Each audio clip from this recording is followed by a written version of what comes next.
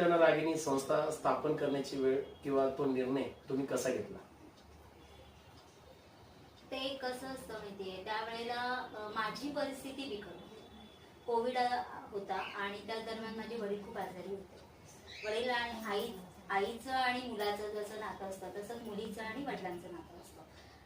माझे वडील अचानक आम्हाला सोडून गेले. त्यावेळेला मी खूप डिप्रेशनमध्ये गेले होते.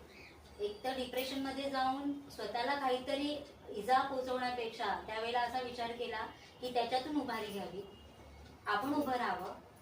आणि जे वडिलांना आवडत होतं समाजकार्य, माझ्या वडिलांना पण समाजकार्य खूप आवडायचं, तर त्यांचं जे स्वप्न होतं ते कुठेतरी आपण पुढे आणावं. आणि त्या डिप्रेशनमधून पूर्णपणे बाहेर निघून मी एक अस्तित्व नावाचा ग्रुप तयार केला महिलांचा. कोविडमध्ये त्याची खूप गरज होती, कारण सगळीकडे उद्योगधंदे बंद होते, व्यवसाय बंद होते. त्यावेळेला त्या 10-12 जणींना सोबत घेऊन